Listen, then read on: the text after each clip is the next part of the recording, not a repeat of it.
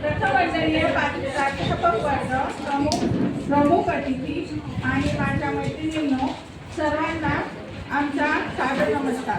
आम्ही अहिल्या ग्रुप, मी अंजली, तुलसी, आदिती, पल्लवी आणि श्रद्धा, आम्ही सर्व आज तुमच्यासमोर एक अत्यंत गंभीर विषयावर आमचे मत विचार मांडण्याचा प्रयत्न करत आहोत.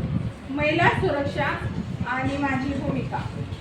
आज आपण इथे सर्व सावित्रीबाईच्या मुली या नात्याने एकत्र आलेलो आहोत आणि आज आम्ही सादर करत आहोत महिला सुरक्षेमध्ये माझी भूमिका. जर आपण सर्व महिला किंवा मुली एकत्र आलो तर आपण आलेल्या परिस्थितीला कसे मात करू शकतो हे आम्ही या नाटकातून प्रस्तुत करण्याचा प्रयत्न करत आहोत.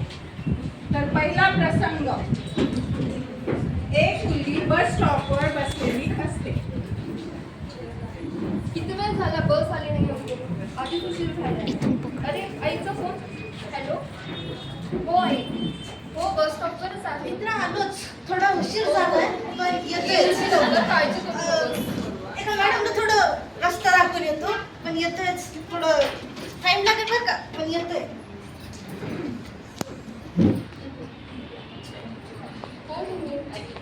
मॅडम तुम्हाला रस्ता सांगायला आलो. कुठे जायचं मॅडम? तुमचा काही संबंध नाही, लांब राहा. अहो मॅडम असं कसं? मी फक्त तुम्हाला रस्ता दाखवते हो. नाही लांब राहा. अहो असं कसं? अहो मी फक्त माणूस म्हणून म्हणजे या धर्तीवर आहेत आपण, मदत करायलाच येतं मॅडम. सांगा तर खरं, जायचंय कुठे? अहो मॅडम फक्त काय करतोय तिला? सांगतोय मॅडम. बस सांगतोय. अरे अजून कसं आपण इथं सार्वजनिक ठिकाणी हा येतोय आणि सरळ एका मुलीला छेडछाड करतोय. काय रे, काय तुझं काम येतं? हा, कशाला तिला एक तू ओळखतीस का नाही ह्याला? मदत करायचं पण आजकाल ए, कसं झालंय सार्वजनिक ना. ठिकाणी छेडछाड करतो का मुलींना? थांब आता 100 नंबरलाच फोन करते आणि पोलिसांना इथं बोलवून घेते. हातात बघितलं का माझ्या? बांगडी पण आहे आणि कडं पण आहे. चल इथून निघता हो. निघ इथून. आणि परत इथं दिसला आणि परत कुठल्या मुलीला छेडछाड केलीस तर बघ. सार्वजनिक ठिकाणी तिच्याबरोबर कोण नाही काय, ती ओळखीची असेल तर आमच्या ओळखीची नसेल, पण आमचं कर्तव्य आहे की आपल्याबरोबर जी कुठली स्त्री असेल तिचं संरक्षण आपणच करायचं.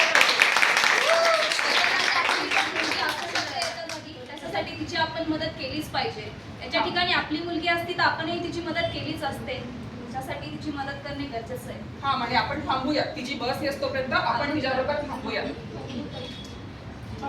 तर आपण बघितलं, जर आपण एकत्र आलो तर आपलं बर्थडे खूप मोठं होतं, जे की आपल्याला किंवा आपल्या मैत्रिणीला खूप प्रवृत्तीपासून खूप बुद्धीपासून वाचवू शकतो. त्याचं आणि आपलं पण संरक्षण करू शकतो. आता आपण बघितलं की सार्वजनिक ठिकाणी महिलेला कसा त्रास दिला जातो. तसंच एक नवीन मुद्दा आहे सायबर फ्रॉड. सायबर फ्रॉड मुळे पण बऱ्याच स्त्रियांना आणि मुलींना आज किती त्रास दिला जातो हे दाखवण्याचा आम्ही प्रयत्न करत आहोत. दुसरा प्रसंग, परत तो सारखी रिक्वेस्ट पाठवतो. एकदा नहीं, कन्फर्म पकड़, पकड़. समजायला हवं ना. फ्रेंड रिक्वेस्ट क्यों एक्सेप्ट नहीं कर रही है? कितना अच्छा तो इंसान है. कितना अच्छा, देख कर कितनी अच्छी फीमेल फ्रेंड है यार. उससे दोस्ती क्यों नहीं हो रही है? एक बार तो फ्रेंड रिक्वेस्ट एक्सेप्ट करे. क्या बुरा हूँ मैं? इतनी सारी तो फीमेल फ्रेंड्स है मेरी, तो एक और बढ़ जाएगी तो क्या बुरा हो जाएगा? तो फिर बहन क्या मतलब क्या क्यों नहीं कर रही यार दोस्ती? फ्रेंड रिक्वेस्ट तो करनी है भाई. मला नाही बोलायचं तुमच्याशी, मला नाही करायचं तुम्हाला. यार कितना अच्छा होता है क्लास में. देखते हमारे क्लास में देखना यार, कितने फ्रेंड्स है मेरे. तू फ्रेंड क्यों नहीं है? बस तू फ्रेंड तो बन, तुमको पता चलेगा मैं कितना अच्छा नहीं दोस्त करना. हूं. अरे फोन तो दे मेरे. एक मिनिट. काय चालू इथे? का त्रास देतोस तिला? Trying to be friend with her. Friend with her? सांगते की मी तुला फ्रेंड विथ हर. नाही, आमच्या कॉलेजमध्ये आहे, सारखी रिक्वेस्ट पाठवत असतो. मला कन्फर्म नाही करायची. सायबर क्राईम करतोस का? सायबर फ्रेंड कसा मित्र होतोय? फक्त मित्र म्हणजे तुला तिचा हा तुला माहितीये का हा एक मोठा गुन्हा आहे म्हणून ती जर तुला ओळखत गुन्हा नसेल, नाही, मोबाईल काही हा काही बोलता का तू? हा मोबाईल तिचा आहे. ती ठरवणार.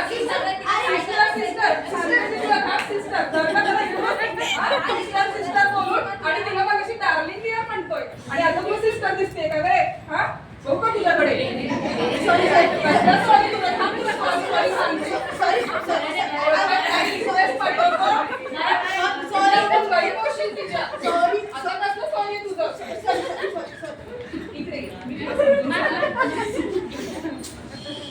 अच्छे नहीं ये लोग ती तुझ्याबरोबर शिकतेस. तू पण एक विद्यार्थी आहेस. आज लक्षात ठेव, हा पण एक मोठा गुन्हा आहे, सायबर क्राईम आहे. जर हा डाग तुझ्या करिअरला पडला तर तुझ्या करिअरचं किती नुकसान होईल. पुढे तुला शिकायला जमणार नाही, तुझ्यावरती गुन्हा दाखल होईल, तुझं कुठलंही करिअर पुढे होऊ शकणार नाही. त्यामुळे असं पुढे कधी करू नकोस आणि कुठल्याही मुलीला अशी पुढे छेड काढू त्याच्या नकोस. जागी तुझी बहीण पण असू शकते, तू तिला पण असंच करणार का? आई वडील आपले संस्कार बघावे जरा, असं कशाला करतोस रे? हा? एका मुलीला त्रास देतो तू तुझ्या बसल्यावर तिने तिची रिक्वेस्ट फॉलो करायला नाही तर ती गाडी केलं तिचा मोबाईल येतो. हा आणि सगळ्यांना सिस्टर म्हण. आता आपण बघितलं की एकात्मतेचं बळ किती मोठं असतं. एकत्र येऊन आपण कोणत्याही परिस्थितीला तोंड देऊ शकतो. हे तर आपण सार्वजनिक ठिकाणी आणि डिजिटल युगात कसं महिलांना प्रताडित केलं जातं हे बघितलं. पण तेवढंच नाही तर सामान्य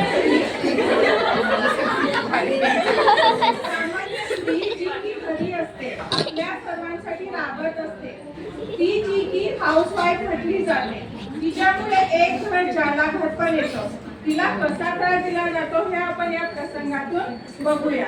तिसरा प्रसंग. रिमोट कुठे आहे का पल्लवी? रिमोट कुठे आहे? आलोय कुठून? जॉब करून आलोय, तिथं 7-8 घंटे राबायचं, तिथं पण तुम्ही मला माझं सामान देत नाही. काय राव? आज भाजी काय करायची हो? हा आज आपण काहीतरी नवीन करूया. असला कसला प्रश्न आहे हा? सगळं तर बघतोय मी. इथं बॉसचं ऐकव, इथं ह्याचं ऐकव, आता तुला भाजी पण मिस सांगायची. अहो जस्ट विचारलं म्हणजे आज नवीन काय करायचं असेल तर मी करून देते ना तुम्हाला. भाजी काय कर गे तू? पोट भर, माझं फक्त 2 टाइमच, तेवढंच बस झालं.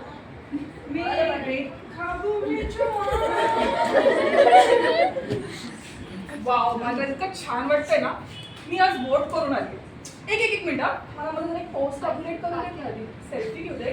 पोस्ट अपडेट करते ना, मी तुमच्याशी बोलते. अहो जाऊबाई कुठे गेले होते तुम्ही आज? हो वहिनी, तुम्ही काय करते इकडे? तुम्ही स्वयंपाक करत होते आज तुम्ही त्यांच्या वोटिंगला नाही गेल्या? नाही हो नाही गेले आज. तिला काय कळणार आहे वोटिंग? तिला घरचं सांभाळू द्या, तुम्ही तुमचं वोटिंग करा.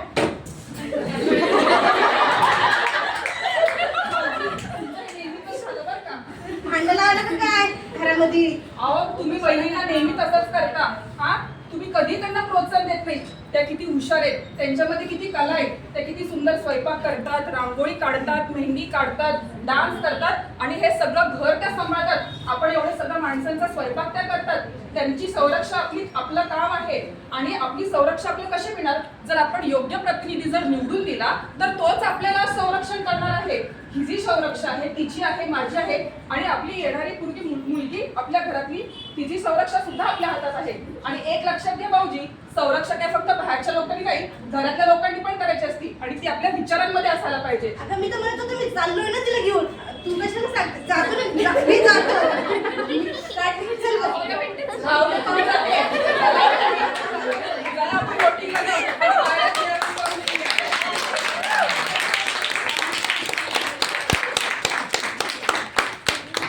आपण बघितलं की एक स्त्री जी घरी असते, तिला पण आपण सर्वांनी मिळून आदर सन्मान दिलाच पाहिजे. ती जर एक दिवस जरी सुट्टीवर गेली ना तर आपलं घर पूर्ण थांबेल, हे सब थांबेल. हे सर्वांना माहीतच आहे. या सर्व नाट्यप्रयोगांमधून आम्ही सांगण्याचा प्रयत्न करत आहोत की महिला ह्या कुठेच सुरक्षित नाही असं नाही. तर काही कुप्रवृत्तीची माणसं या जगात आहेत, तर त्यांच्यापासून जर वाचायचे असेल तर आपण एकत्रित लढलो पाहिजे. जेव्हा आपल्या मैत्रिणीला, आईला, आजीला किंवा कोणत्याही महिलेला त्रास दिला जातो तर आपण एकत्र येऊन त्याविषयी आवाज हा उठवलाच पाहिजे.